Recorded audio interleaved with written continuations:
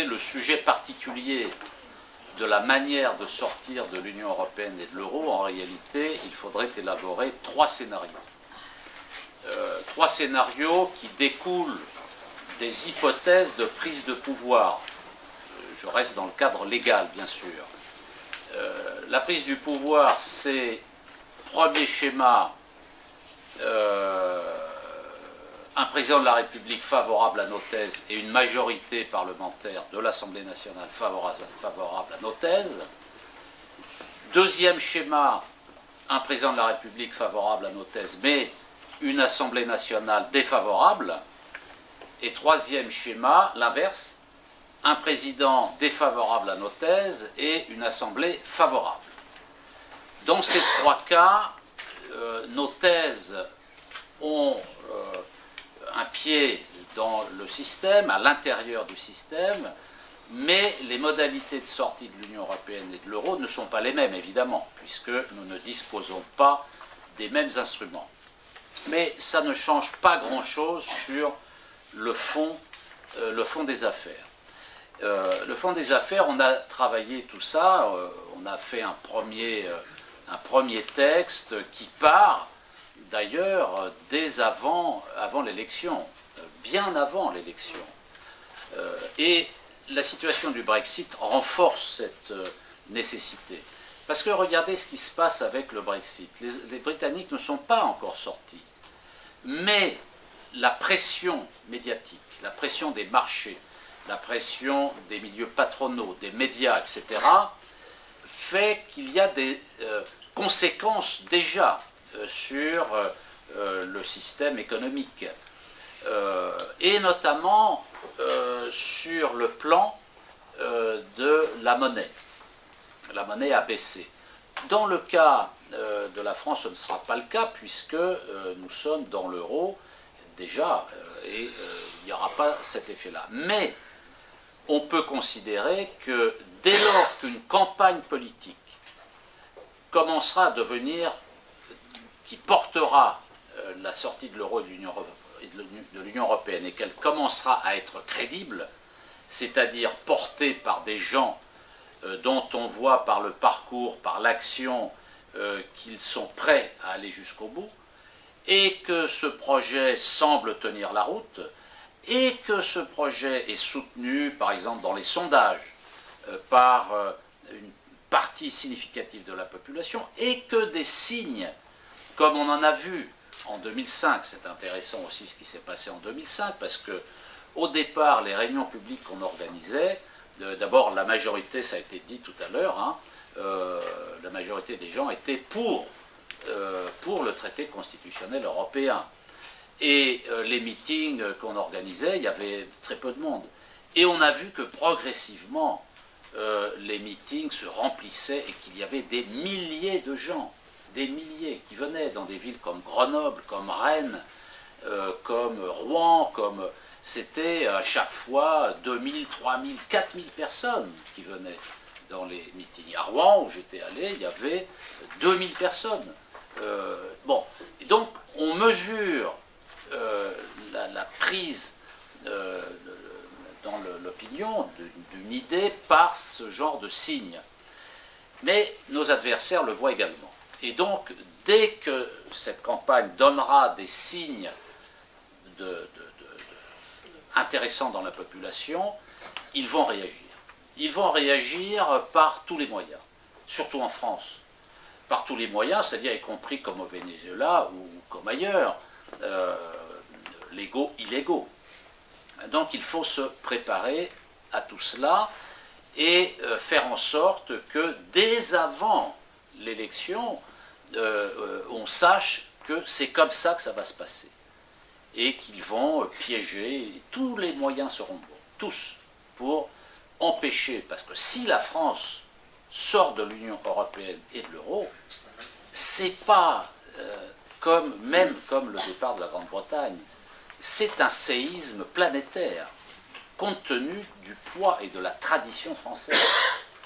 C'est un message adressé au monde de la rupture avec le système néolibéral, avec l'ordre néolibéral mondial. C'est-à-dire qu'on est bien au-delà d'une simple question technique comme la gestion de la monnaie ou ceci ou cela. Non, on est là, on bascule on montre qu'il y a un changement de rapport de force dans l'ordre international.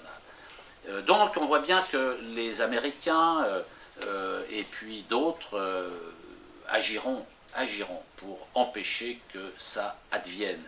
Donc il y a toute une phase d'ailleurs sur laquelle il faut qu'on retravaille, parce qu'on a déjà écrit des choses, mais on est loin du compte, on est loin du compte sur tout ce qui peut être entrepris, et les mesures qu'il faut préparer si les choses advenaient de cette manière.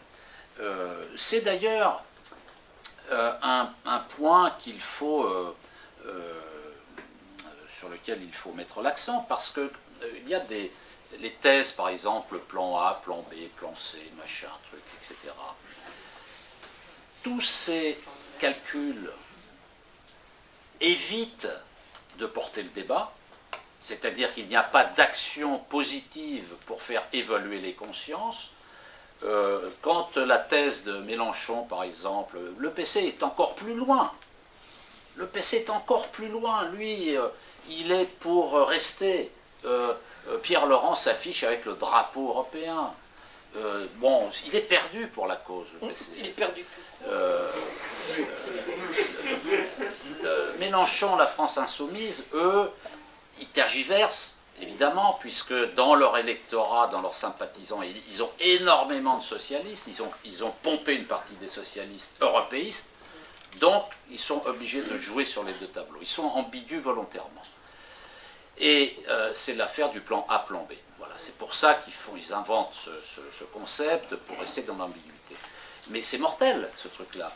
Parce que non seulement ils ne mènent pas le combat pour faire évoluer les consciences, mais deuxièmement, ils ne se préparent absolument pas au choc nécessaire qui interviendra. Et donc ils désarment les citoyens. Ils désarment le peuple parce qu'ils ne préparent rien du tout.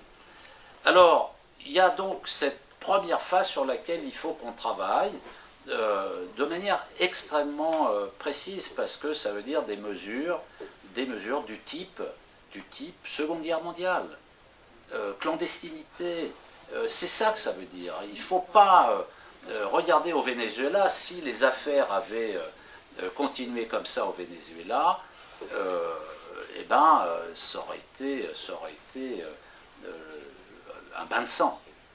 Bon, donc il faut être conscient des enjeux et de la responsabilité que nous avons dans cette affaire-là, parce que personne ne pose les questions en ces termes, parce que d'abord, très peu de gens veulent la sortie de l'euro, mais ceux qui sont pour la sortie de l'euro, certains le font par posture, uniquement, c'est de la posture, ils n'ont pas travaillé le sujet, s'en foutent, mais ils ont besoin de se distinguer et ils adoptent cette posture. Nous, ce n'est pas une posture, c'est parce qu'on croit que ça doit être vrai, ça doit devenir réalité. Et donc, il y a des conséquences à tirer de tout cela dans la phase de préparation. Autrement dit, quand on commencera à sentir, on est loin du compte, hein, puisqu'aujourd'hui ça recule, hein, la sortie de l'euro, hein, ça recule dans les esprits. C'est pour ça que Mélenchon, Le Pen, Debout, la France, etc., replient les voiles, hein, mais il faut continuer le combat, il faut continuer à expliquer, réexpliquer, etc. Donc, ça c'est la première phase. La deuxième phase, il y a une victoire électorale, un des trois schémas que j'ai évoqués. Mais peu importe. Comment faire? On a déjà travaillé sur des hypothèses qui sont sur le site, vous les avez lues, ou si ce n'est pas le cas, vous pouvez les lire, qui commencent en amont, donc, mais qui commencent le dimanche soir de l'élection présidentielle, hein, puisqu'il y a cette chronologie désormais, d'abord la présidentielle, ensuite les législatives. Et donc, on peut imaginer que dès le dimanche dès le dimanche en fin de matinée, les classes dominantes connaîtront le résultat, soit par sondage sorti des urnes, soit par prélèvement direct dans les urnes, c'est-à-dire les manipulations habituelles électorales qui font qu'on retire des paquets d'enveloppes, ici ou là, des endroits bien ciblés, et on compte et on regarde ce qui se passe, pour savoir s'il faut en rajouter dans la journée. Bon, c'est comme ça que les choses se passent. Et donc, ils sauront dans la matinée le résultat de l'élection. Et ils agiront. Ils pourront agir dès le dimanche. Autrement dit, celui qui sera élu, qui lui aussi, s'il est organisé, saura dès la matinée s'il est élu ou non, doit se préparer à l'action. Et ce que nous avons envisagé, c'est un appel, d'abord un appel aux syndicats, aux travailleurs des banques, des organismes financiers, de la Banque de France, à venir se rassembler devant les banques, voire à l'intérieur, pour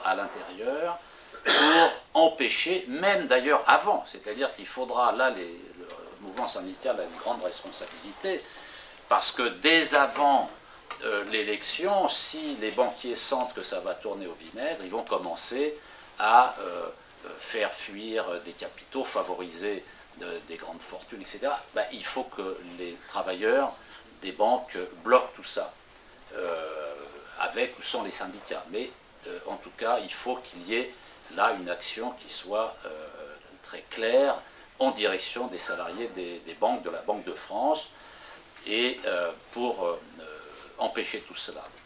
Mais ensuite, il faut que le candidat, dès le dimanche soir, au moment de l'annonce à la télé, vous savez comment c'est, à 20h, hein, on voit le visage de l'élu qui apparaît à l'écran, et il est interviewé tout de suite. Et bien, il faut que celui qui est élu annonce tout de suite des choses. Tout de suite. Par exemple, dire qu'il appelle les salariés des banques et la population à se rassembler devant les banques pour empêcher les départs l'intrusion des cadres, parce que là, les banquiers vont mobiliser les cadres pour qu'ils manipulent, qu'ils fassent des trucs, etc. Donc il faut empêcher ça. Appeler la police. Dire que le président, il n'est pas encore nommé par le Conseil constitutionnel, puisque c'est comme cela, l'élection est validée et elle ne prend effet que 2 jours après par le Conseil constitutionnel qui a vérifié que l'élection s'est passée correctement. Mais avant cette intronisation, je n'ai plus le terme juridique, il faut que le dimanche soir à la télé, il appelle la police en disant, écoutez, on m'apprend que dans telle ou telle banque, il y a des cadres qui sont entrés dans les locaux, qui manipulent des circuits informatiques, etc. J'ordonne à la police d'aller contrôler, vérifier les intrusions dans les banques, etc. Bon, par exemple, ce sont des choses comme ça qu'il faut annoncer. Et puis, dans l'ordre des opérations, il y a un ordre à respecter, un ordre politique, parce que là, on est dans la politique intégrale. Il y a de la technique, il y a du juridique, mais on est dans la politique. Et la première chose à faire, c'est ce qu'on a écrit, et c'est ce qu'on développe jusqu'à présent, et je pense que ça reste valide, c'est qu'il ne faut pas s'enfermer dans les aspects juridiques, techniques, etc. C'est le meilleur moyen de faire décrocher les gens. Les gens ne vont rien comprendre. C'est d'ailleurs l'expérience du New Deal. Hein. Roosevelt s'est fait planter par la Cour constitutionnelle, la Cour suprême américaine. Il s'est fait attirer dans le piège du débat constitutionnel abstrait pour les gens. Il s'est fait piéger et le New Deal a échoué relativement à cause de ça. Donc il ne faut pas tomber dans les mêmes travers. Et donc, la première chose, c'est l'emploi. C'est-à-dire, il faut donner des signes massifs au peuple que ce nouveau pouvoir s'occupe du peuple. Et s'occuper du peuple, c'est d'abord résoudre la question de l'emploi. Autrement dit, c'est la mise en œuvre immédiate du droit opposable à l'emploi. Tout de suite. Et il faut que ce soit dit le dimanche soir, que désormais, chaque citoyen a le droit d'avoir un emploi. Et là, le devoir de travailler, comme dans la Constitution, dans le préambule de la Constitution. Et ça se met en œuvre tout de suite. Et on commence, par exemple, en 1848, les ateliers nationaux. Il ne s'agit pas, on a déjà évoqué tout ça, les ateliers nationaux, mais il y a des choses extraordinaires à en retirer. Parce que la mairie de Paris colle des affiches et invite les chômeurs à aller dans les mairies pour réclamer du travail. Et des dizaines de milliers de chômeurs vont dans les mairies, à la mairie, pour se déclarer. Alors après, évidemment, on connaît, hein, le résultat, c'est que les mecs, il y en a qui creusaient des trous et d'autres qui les rebouchaient. Bon, bref. Donc évidemment, c'est pas du tout ce qu'on fait. Mais c'est ça, c'est-à-dire qu'on appelle les chômeurs à agir, à aller dans les mairies, à aller dans les services publics, à aller dans les ministères, pour faire bouger l'État, parce que ça va bloquer à l'intérieur de l'État. Bien sûr. Alors, ça, c'est la première chose, l'emploi, le droit opposable à l'emploi. Et puis, c'est les questions sociales liées à l'emploi, c'est-à-dire l'annulation de toutes les mesures néolibérales. C'est dans notre programme ce que l'on appelle annuler les plans d'austérité. Dans les 10 points du programme, c'est le premier point. Autrement dit, dans les jours qui suivent, il y a des lois d'abrogation. Abrogation des lois et des décrets qui détruisent la sécurité sociale, qui détruisent les services publics, qui détruisent les retraites, l'assurance maladie, etc., etc. Et ça se fait dans les jours qui viennent. Convocation du Parlement. Comme le Parlement n'est pas élu, il y a un vide entre l'élection du président et l'élection de l'Assemblée nationale, il faut que le président gouverne là par décret présidentiel, et que massivement des mesures soient prises sous cette forme juridique. Il faut rester dans un cadre juridique strict, parce que sinon on va se faire entraîner dans des complications. Et puis, le président peut décréter l'état d'urgence. Très important l'état d'urgence, c'est essentiel. On a besoin de l'état d'urgence, parce que là, il y a des pouvoirs spéciaux que l'on peut utiliser pour réquisitionner. Réquisition dès le dimanche soir de la Banque de France, réquisition des banques, de toutes les banques et de tous les organismes financiers. Et nationalisation, derrière la réquisition n'est qu'une première étape pour bloquer toute possibilité de manœuvre. Derrière, il y a la nationalisation de tout le système bancaire, des grandes sociétés, y compris par la fermeture de la bourse. Il est parfaitement possible, et ça arrive d'ailleurs, les gérants des bourses ferment les bourses. Quand il y a de l'agitation sur les marchés, ils ferment la bourse. Eh bien, on ferme la bourse. Voilà, tout de suite. Le lundi matin, la bourse est fermée, terminée. Et on continue comme ça. Bon, là, il me reste 2 minutes. Des choses que nous avons développées pour une fois qu'on a établi ce rapport de force, parce que vous voyez bien que le problème, c'est la mobilisation populaire. Mais si on veut mobiliser la population, il faut que ce pouvoir donne des signes massifs qu'il est de son côté et qu'il résout les problèmes. Et à partir de là, le moment venu, quand on sent que ça devient possible, il faut d'abord assez vite informer l'Union européenne que la France ne fait plus partie de l'Union européenne, point, à partir de telle date. Point, terminé. Pas d'article 50, pas de blabla, pas de négociation, que dalle. C'est terminé.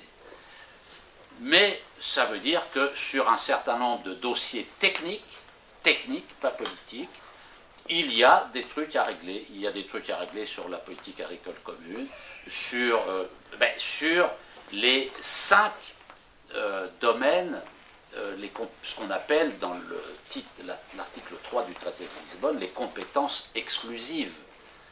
Il y en a 5, c'est-à-dire celles qui relèvent exclusivement de l'Union européenne. La politique monétaire, la politique de la mer, la politique commerciale, commerce intérieur, et puis je ne sais plus quoi, peu importe. Là, évidemment, comme ces compétences sont exclusivement du ressort de l'Union européenne et que nous les récupérons toutes, il y a matière à discuter. Il y a des trucs à discuter avec eux.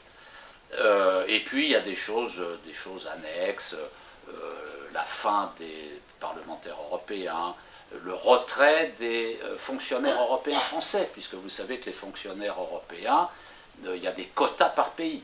Eh bien, il n'y a plus de raison d'avoir de Français dans ce truc-là. On vire tous les Français qui sont fonctionnaires à la Commission européenne, à la Cour de justice, à ceci, à cela. On les réintègre dans la fonction publique française, on les réaffecte dans la fonction publique française. Après, peut-être des camps de rééducation, c'est ce que tu veux dire.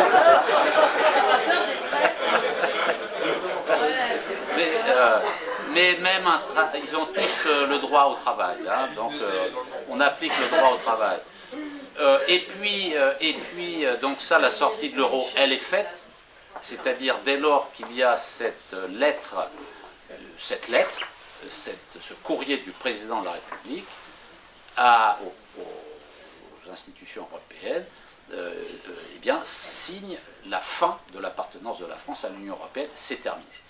Pour autant, la France est encore dans l'euro. L'euro, c'est plus compliqué, parce que là, il y a des questions matérielles, il faut imprimer des billets, il faut fabriquer des pièces, il faut adapter les distributeurs de billets. C'est quand il y a eu le passage franc-euro, il a fallu régler tous les distributeurs de billets. Donc il y a des petits machins comme ça, mais bon, c'est pas un problème. Les questions derrière, c'est la non-convertibilité du franc pendant un moment, c'est des mesures protectionnistes immédiates, parce que dès lors qu'il y a le plein emploi, dès lors qu'il y a augmentation des salaires, des revenus de transfert, l'augmentation de la croissance de la consommation va susciter une demande auprès des entreprises, mais on va assister exactement au même phénomène qu'en 81-82, avec la petite relance keynésienne de Mitterrand, qui va accélérer les importations. Et donc on annule tout. Et donc le seul élément pour que ça marche, c'est de prendre des mesures protectionnistes, c'est-à-dire sur les grands domaines sur lesquels nos marchés ont été percés, et ben c'est terminé, on ferme. Alors évidemment, il y aura une petite période là qui sera un peu tendue, mais forcément, puisqu'on fait l'inverse de tout ce qui a été fait depuis ces 40 dernières années. Et ça ne peut tenir que si le peuple est mobilisé, évidemment, parce que là, on est un petit peu dans un schéma qui change de la soupe tiède qu'on veut nous servir ici ou là. Ça, c'est le schéma sur lequel on a commencé à travailler. Il faut qu'on continue et il faut qu'on parle de ça. Il faut qu'on en parle et qu'on montre que ce que l'on envisage, c'est une affaire sérieuse. C'est une affaire très sérieuse. Elle est possible et le Brexit montre qu'un peuple peut le décider. Aujourd'hui, on est dans une période de reflux. Au lieu qu'en France, les idées de sortie de l'Union européenne et de l'euro progressent, elles ont régressé dans la dernière période, si on en croit les sondages. Il y a des explications qui sont très simples, d'autres plus complexes.